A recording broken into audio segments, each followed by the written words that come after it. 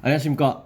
오늘은 음주운전이 성립하기 위해서는 크게 운전할 당시의 구체적인 음주 수치가 얼마냐 이게 특정이 돼야 되고, 그리고 그러한 음주 상태에서 운전을 했다는 사실이 객관적으로 입증이 되어야만 음주 플러스 운전이 돼가지고 음주운전이 성립이 돼서 벌금 등 형사처벌, 그리고 면허정지, 면허 취소 등 행정처분이 대상이 됩니다. 그래서 오늘은 여기서 음주 수치를 특정할 수 있는 이제 음주 측정의 방법 중에서 특히 위드마크 공식이라고 하는 것이 등장을 하는데, 위드마크 공식의 개념과 위드마크 공식을 적용해서 음주 수치를 산출하는 방법, 그 적법성, 이런 것들에 대해서 살펴보도록 하겠습니다. 먼저 텍스트를 보시면, 음주 측정은 음주운전 직후에 혈중 알코올 농도를 측정해버리면 실제 큰 문제가 없는 거죠, 사실상. 왜냐하면 음주 상태에서 운전을 해야 되는데, 그러니까 바꿔 말하면 운전 당시에 음주 수치가 0.030% 이상이어야 되는데, 운전 직후라고 한다는 이 개념 자체도, 그리고 실무적으로도 운전하고 가다가 단속이 되면 거기에서 이제 호흡 측정기로 이렇게, 물론 이제 그 전에 감지 절차라든가 이런 걸 하겠지만, 어쨌든 결과적으로 호흡 측정기든 측정을 할 당시까지는 1초든 2초든 3초든 1분이든 몇 분이든 간에 시간이 경과합니다. 근데 바로 이어진 경우에는 이게 곧 운전할 당시의 음주 수치로 연결이 돼버렸기 때문에 문제될 게 없다는 얘기죠. 그 수치가 바로 운전할 당시의 수치인 것이기 때문에 운전 당시의 수치라는 얘기입니다. 두 번째 보시면, 위드마크 공식을 사용해서 수학적 방법에 따른 결과로 운전 당시에 혈중 알코올 농도를 추정한다, 이렇게 되어 있는데요. 이것은 이제 역추산하는 건데, 이것은 역추산 방식 이용해서 운전 시점의 혈중 알코올 농도를 추정하는 겁니다. 이게 뭐냐 하면 텍스트를 보시면 이런 거죠. 이것보다 여기 이게 낫겠네요. 술자리가 끝납니다. 최종 음주 시점, 최종적으로 음주한 시점, 술자리가 끝난 시점, 계산을 한 시점, 마지막으로 술을 마신 시점인 거죠. 그리고 나서 이제 운전을 하고 가다가 이제 단속이 됩니다. 단속이 되고 나서 그 다음에 호흡 측정기나 이렇게 체열을 할 수도 있는 것이고, 이렇게 호흡 측정기를 측정합니다. 측정을 해서 이제 수치에 딱 나왔어요. 얼마를 나왔다고 한다면, 여기에서 측정되어진 음주 수치가 음주운전에 해당하는 음주 수치냐라는 겁니다. 아니죠. 왜냐? 이때의 호흡 측정에 의한 음주 수치는 이 호흡 측정을 할 때의 음주 수치인 것이지, 음주운전할 당시, 음주운전으로 단속할 당시, 이때의 음주 수치는 아니잖아요. 이때의 음주 수치는 아니지 않습니까? 이때의 음주 수치는 모르죠. 이때의 음주 수치는 모르는 겁니다. 그래서 이때 산출되어진 음주 수치를 기준으로 해가지고 이때 음주운전 단속될 때의 수치, 이 수치가 얼마가 될까, 이것을 이제 논의하는 것이 바로 위드마크 공식이라는 얘기입니다. 이때를 이제 정하기 위해서 수치가 얼마인지. 다시 돌아와서요. 그래서 특정 운전 시점으로부터 일정 시간 경과 후에 측정한 혈중 알코올 농도를 기초로 합니다. 그리고 여기에다가 뭘 가산하냐면 무언가를 가산합니다. 이게 무언가를 가산하는데, 이것은 이제 음주를 하고 나서 다음에 단속이 되고 나서 그 이후에 측정을 했습니다. 그래서 원래 단속할 때를 정해야 되기 때문에 측정할 때의 기준으로 본다면 시간이 경과했기 때문에, 쉽게 말씀드리면 술이 깰 수가 있잖아요. 시간이 경과했으니까. 깼으니까 이 깬 만큼 더해 주자는 얘기죠. 더해야만 이제 운전 당시에 음주 수치가 이제 산출될 수가 있다는 얘기입니다. 그러면 이제 시간당 혈중 알코올 분해 소멸, 시간당, 그러니까 혈중 알코올 농도가 이제 분해되고 소멸에 따른 감소치, 이 감소치에 따라서 이제 계산된 운전 시점의 혈중 알코올 분해량, 이거를 더해줘야 된다는 얘기입니다. 가산해줘야 된다. 플러스 해줘야 된다는 얘기입니다. 그것이고요. 두 번째 보시면, 검사를 받는 사람, 피검사자, 운전자죠. 운전자의 평소 음주 정도라든가 얼마나 마시는지, 평소에 뭐 한 병인지 두 병인지, 그다음에 체질이라든가 뭐 간 해독 능력, 그다음 음주 빨리 마시는지 뭐 적게 마시는지, 음주 후에 신체 활동 뭐 숙면을 했는지 뭐 운동을 했는지 등 다양한 요소들이 이와 같은 시간당 혈중 알코올의 감소치에 영향을 미칠 수가 있다는 얘기입니다. 예, 시간당 혈중 알코올 감소치, 예, 뒤에 나옵니다. 영향을 미칠 수 있다. 그리고 해당 운전자에 대해서 뭐 무조건적으로 평균이다, 평균인 뭐 보통 사람이다, 평균적으로 적용하면 된다, 이렇게 쉽게 단정해가지고 평균적인 감소치를 적용하여서는 아니 된다라는 것이고요. 그 다음에 이와 같은 위드마크 공식 적용은 기본적으로 시간 사이에 어떤 갭 때문에 발생하는 거지 않습니까? 근데 수사기관의 사건 사고 발생 시간, 이 특정하는 거, 이것도 정확하지 않을 수가 있다. 왜냐하면 음주운전으로 단속될 당시에 내가 지금 몇 시에 단속된다, 이게 정확하지 않을 수도 있잖아요. 나중에야 그때 한 몇 시쯤이겠지 이럴 수도 있는 것이고, 또 사고도 마찬가지죠. 그래서 정확하지 않을 수도 있다라는 얘기죠. 예, 그래서 이런 것들 때문에 역추산한 혈중 알코올 농도가 0.030%를 근소하게 초과했다, 이렇게 적용을 했다고 해도 0.030%를 근소하게 아주 조금만 초과했다면 이게 무혐의 또는 무죄 가능성이 있다라는 거죠.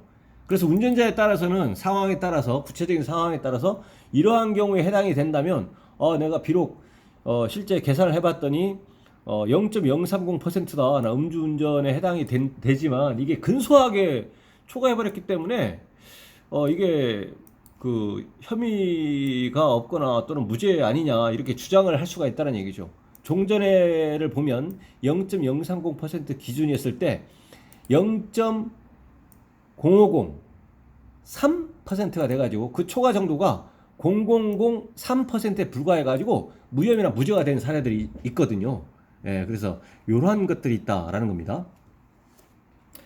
그래서 아까 말씀드린 시간당 혈중 알코올의 감소치, 예, 시간당 혈중 알코올의 분해 소멸에 따른 감소치, 이거는 대체로 시간당 0.03%에서 0.008% 사이라는 것은 이미 알려진 신빙성 있는 통계 자료에서 인정된다고 합니다. 그러면 이거는 일단은 인정이 된다라는 것이고, 단지 이 감소치가 얼마다 딱 이게 있는 게 아니라 0.030에서부터 시작해서 0.008%라는 겁니다. 감소치가.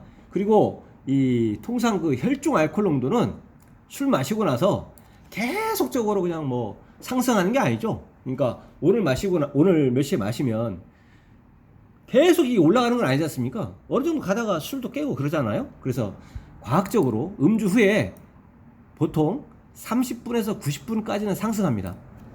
최종적인 음주입니다. 그러니까 음주 단속이 아니고 최종적으로 술을 다 마시고 나서, 그러니까 술자리가 끝난 마지막 잔, 그때부터 30분에서 90분까지는 쭉 올라가고 그 다음에 30분이 딱 되면 그 이후부터는 하강합니다. 한다는 얘기죠. 그래서 혈중 알코올 농도는 30에서 90분까지는 쭉 상승하고 그 이유는 이렇게 하강하더라. 이거를 이제 아시면 되고요. 그러면 여기서 운전자한테 가장 유리하다는 얘기는, 운전자한테 가장 수치가 낮으면, 적으면 뭐 유리한 거죠.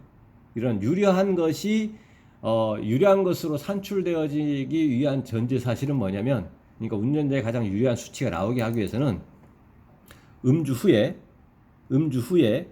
아까 30분에서 90분까지라고 했는데 90분 후에 나의 경우에는 90분 후에 30에서 90분인데 90분 후에 혈중 알코올 농도가 최고치에 이른다. 최고치에 상승한다. 90분 후에 쭉 이제 계속 올라간다는 얘기죠. 쭉 올라가고 그리고 나서 이제 떨어진다는 얘기입니다. 예, 그리고 나서 떨어진다라는 것이고요. 그리고 운전자에게 가장 유리한 시간당 감소치는 0.008입니다. 0.008. 왜냐하면 위드마크 역추산 이거는 더하기 하는 거 아니겠습니까? 예, 역추산하는 것은 가산하는 겁니다. 가산, 시간적 갭 때문에 가산한다는 얘기죠. 더하기 한다는 얘기입니다. 그러기 때문에 30에서 90분까지라면 더하는 것이 적어야 시간과 시간 사이의 갭을 본다면 더하는 것이 적어야 음주 수치가 그만큼 적어지지 않겠습니까? 왜? 어차피 더할 건 더할 거거든요. 그렇기 때문에 역추산해가지고 가산한다는 전자에서는 더할 수치가 적어야 되기 때문에 30에서 90분까지는 쭉 올라간다는 얘기죠. 쭉 올라가서 그 다음은 하강하기 때문에 이 하강하는 시간에 대해서만큼만 플러스하기 때문에 이러한 것을 줄이기 위해선 올라가는 시간, 상승하는 시간이 최대로 하면 되거든요. 상승하는 시간이 최대로. 그러니까 나는 음주 후에 90분이 경과해야만 30분에서 90분까지인데 30분이 아니고 60분이 아니고 90분 후에 나는 최고치가 된다 라고 전제를 깔 수가 있겠고, 그리고 이제 그 감소치는 대체로 0.03%에서 0.008% 사이이기 때문에 가장 이 감소하는 그 감소치가, 그래서 이거에 대해서 이제 그 플러스를 시켜버릴 것이기 때문에 0.008% 시간당 0.008% 가장 적게 가장 낮은 시간당 0.008보다는 시간당 0.03, 왜냐하면 0.03이 큰 숫자잖아요. 시간당 0.008이라고 하는 가장 낮은 수치로 적용해 버려야, 그러니까 더하기를 해야 최종적으로 가장 적은 수치가 되지 않겠습니까? 예, 그겁니다. 그래서 운전자한테 가장 유리한 전제 사실, 운전자한테 가장 유리한 수치는 주장하기를, 경찰에서 만약에 위드마크 공식을 적용함에 있어서 이렇게 하지 않았다면 운전자 입장에서는 이거를 주장을 할 수가 있다는 얘기입니다. 왜 경찰에서는 30분하고 60분을 적용했느냐? 나는 음주 후에 90분 후에 혈중 알코올 농도가 최고치에 이른다.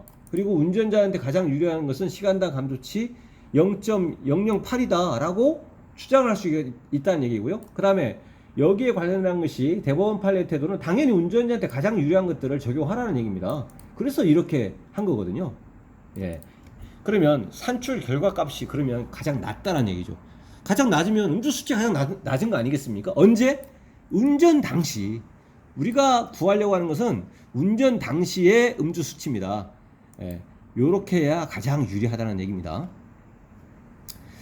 두 번째는 이제 역추산이 아니고 추산 이건데요. 추산은 이런 거예요. 이제 방송인 이창명 사건하고 크림빵 뺑소니 사건이 있는데요. 이거 나중에 시간 되실 때 이제 언론 보도 검색을 해보시면 이제 아실 건데요. 시간적인 것에 따라서 이렇게 보시면 언젠가 이제 몇 시부터 이렇게 음주를 합니다. 음주를 하고 나서 쭉 가다가 이제 운전으로 적발이 됐거나, 음주로 적발이 됐는데 자동차를 놓고 그냥 뭐 거기서 현장에서 이제 그 도주해 버린 거죠. 도주하고 나서 뭐 한 몇 시간이나 또는 뭐 며칠 후에 이제 경찰에 나서 자수합니다. 그래서 이제 경찰에서 이제 인지를 한 거죠. 어떻게 인지했냐면 운전자가 진술을 하는 거죠. 나 그때 술 마셨다. 왜냐하면 경찰에서 차 왜 놓고 갔느냐, 혹시 음주했던 거 아니에요? 이렇게 하면은 맞다, 음주했다. 근데 뭐 얼마나 마셨는지 기억이 안 난다, 뭐 등등등 이런 얘기를 하겠죠. 어쨌든 경찰에서 인지하게 됩니다. 또 마찬가지로 이제 음주를 했는데 이제 사고가 났는데 이제 그 뺑소니를 한 거죠. 그리고 나서 한 며칠 후에 또는 뭐 누가 신고했거나 또는 뭐 본인이 자수를 해서 그때 알게 됩니다. 그러면 여기서는 며칠 후에 또는 몇 시간 후에 이렇게 만약에 설사 측정을 한다고 하더라도 수치가 없습니다. 음주 수치가. 술이 다 깨가지고 아무것도 없다는 얘기죠. 수치가 아예 안 나옵니다. 수치가 안 나오면 결국 이거에 대해서 음주 수치에 대해서는 경찰하고 검사가 음주운전의 성립 요건인 구체적인 음주 수치를 특정해야 되고 이걸 입증해야 되는데 입증을 하지 못하면 처벌을 못 받는 것이고요. 처벌을 하게 되면 이걸 입증을 해야 되는데 입증하는 방법이 위드마크라는 거라는 얘기입니다. 이거를 적용한다는 얘기죠. 근데 이것은 아까 1번하고는 다른 거예요. 이거는 수치가 없습니다. 아직 수치가 없기 때문에 과학적, 그러니까 위드마크 공식이라고 하는 것을 이제 통해 가지고 그걸 통해 가지고 이 음주운전 한 시간, 그리고 또는 이제 음주운전 교통사고가 발생한 이 시간대의 음주 수치를 이제 확인하는 겁니다. 그러면 이 위드마크 공식 적용은 이 전제 사실이 있는데 음주량, 뭐 음주 시각, 뭐 체중 등에 대해서 엄격한 증명이 필요하다라는 것이 대법원 판례 태도고, 이 뜻은 뭐냐? 엄격한 증명이 안 된다면 음주운전으로 처벌할 수 없다는 얘기입니다. 반면에 엄격한 증명이 된다면 처벌이 가능하다는 얘기입니다. 그러면 일반적으로는 일반적으로는 이러한 증명을 하기가 좀 쉽지는 않습니다. 왜냐하면 음주를 하고 나서 이제 음주운전을 하거나 음주운전 교통사고가 나고 나서 뭐 하루 이틀 뒤에나 이제 나타나서나 음주운전 했다라고 설사하더라도 이런 것들에 대해서 증명을 해야 되는데 엄격하게 증명을 한다거나 이렇게 하기가 할 수도 있지만 좀 어렵다는 얘기죠. 그래서 음주운전 처벌이 일반적으로 어렵습니다. 그렇지만 엄격하게 증명을 했다는 것이 인정이 되어버리면 처벌이 됩니다. 제가 여기 판례 하나 적어놨는데요. 이거는 처벌이 되는 내용입니다. 이제 엄격한 증명이 필요하고 이것이 인정이 된다 라고 해서 이제 처벌이 된 겁니다.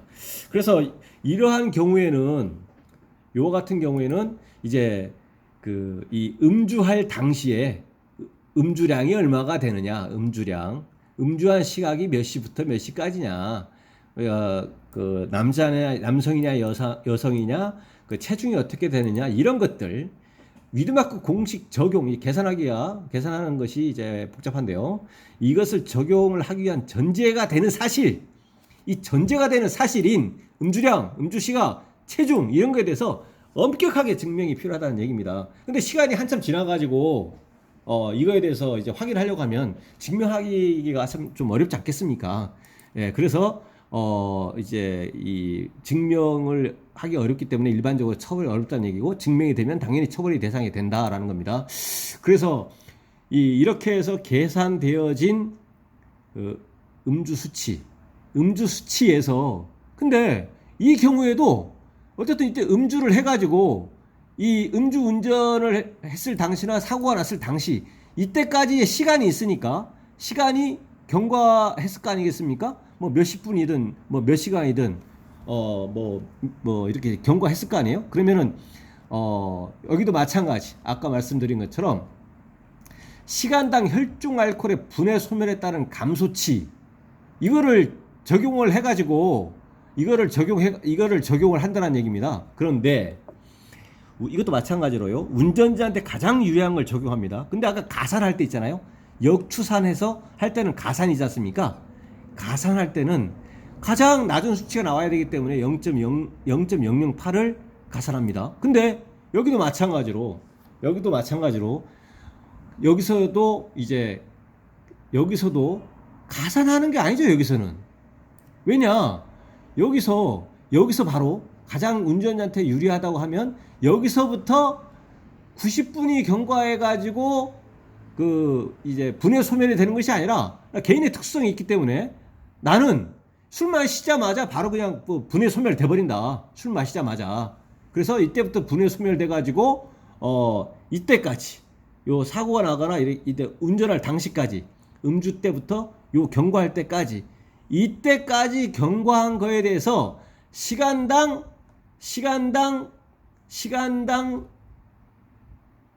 감소치를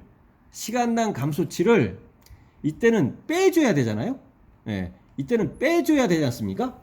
왜냐, 이때부터 시작해서 이때까지 해서 아까 위드마크 공식을 적용해가지고 수치가 이제 나왔습니다. 그런데 이 수치가 나왔다고 해도 요때부터 시작해서 요때까지 감소하지 않습니까? 근데 나는 이때부터 그냥 감소한다. 1시간 뭐 30분, 90분이 아니라 나는 이때부터 감소한다. 운전자한테 가장 유리하게 이때부터 감소를 이제 한다. 이때까지. 그리고 얼마나 감소하느냐? 시간당 이건 빼줄 거기 때문에 빼줄 겁니다. 이때 나오야 있는 음주 수치에서 이만큼 분해가 되기 때문에 이 분해가 되니까 그거는 빼줘야만이 이때 실제로 운전할 당시에 음주 수치가 나오지 않느냐 빼주는데 시간당 감소치를 가장 유리하게 하기 위해서는 빼주는 거니까 많이 빼줘야 많이 유리하잖아요. 그러면 이때 역추사원과는 달리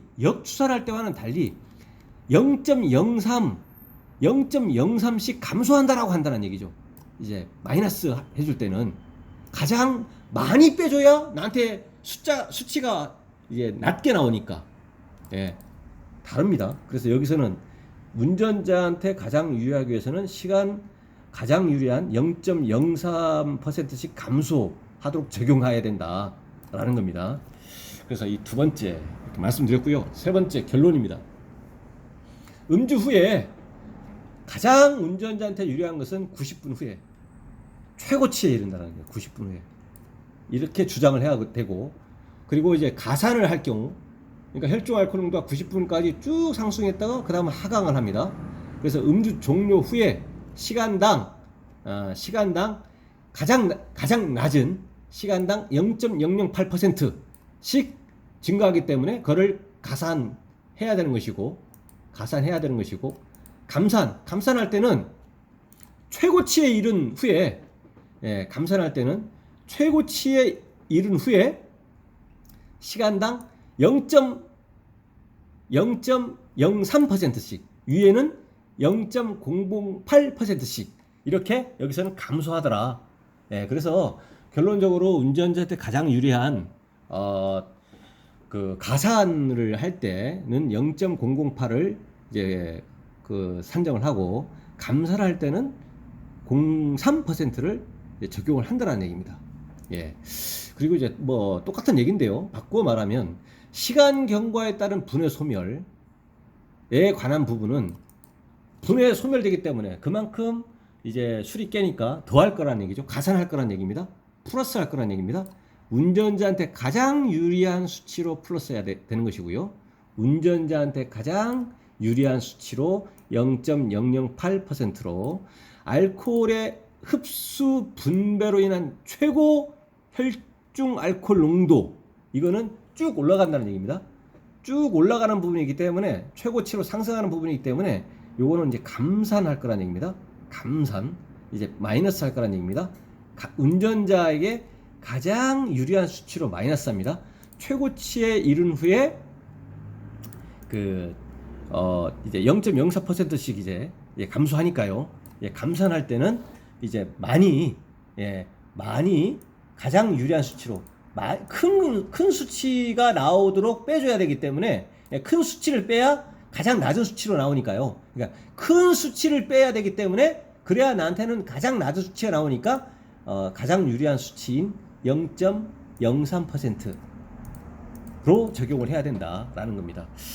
그래서 이제 이 짧은 시간에 위드마크 공식에 대해서 이렇게 설명을 드렸습니다. 그래서 실무적으로도 보면 이게 무혐의 또 무죄가 되는 경우도 있고, 또 실질적으로 이것을 적용하는 과정에서 의미 있는 경우도 많이 있습니다. 왜냐하면 호흡 측정을 하더라도 그 이후에 체열을 하는 경우도 있고, 이것도 시간적인 갭이 있지 않습니까? 그렇고 하기 때문에 위드마크에 대한 것을 이제 핵심적으로 딱 말씀을 드린 것이고요. 이해와 관련해서 이제 생소하신 분들은 이제 그 언론 보도 기사나 그 법원 판례 태도를 이제 참고하시면 되고요. 이게 답니다. 어떻게 보면 이게 단데요. 이거에 대해서 설명을 이제 드린 것이고요. 그리고 이제 별도로 이 텍스트하고는 관련이 이제 없는, 텍스트와는 별도의 그 자료다 보니까, 요 아까 그 방송인 이창명하고 크림빵 뺑소니 사건과 관련한 위드마크 추상과 관련한 거 보면 그 대법원 판례 이렇게 있는데요. 이거를 제가 지금 연결을 시켜놨는데, 이것만 이제 다시 잠깐만 보시면, 이렇게 해가지고 그 여기서는 이제 5시간이 경과한 겁니다. 대략 5시간에 대해서 이제 그만큼 빼줘야 된다는 얘기죠. 얼마나 빼줘야 되느냐? 0.008이 아니다라는 것이 제일 중요한 겁니다.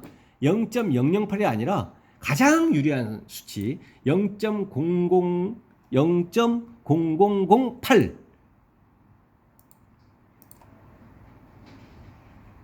0.0008이 아니라 0.03 이거를 해야 된다라는 것을 다시 한번 강조드리고요. 이렇게 이해를 하시면 되겠고, 오늘은 어떻든 제일 중요하고도 또 계산적으로 또 계산도 좀 해야 되고 하는 건데요. 유니마크 공식에 대해서 살펴봤습니다. 혹시 이거에 대해서 추가 궁금하신 사항이 있으시면 댓글 달아주시거나 그러시면 대댓글 된다거나 추가 영상으로 답변을 드릴 것이고요. 오늘 영상 시청해 주셔서 고맙고요. 혹시 도움이 되었거나 그러시면 구독 또는 좋아요 부탁드립니다. 네, 감사합니다.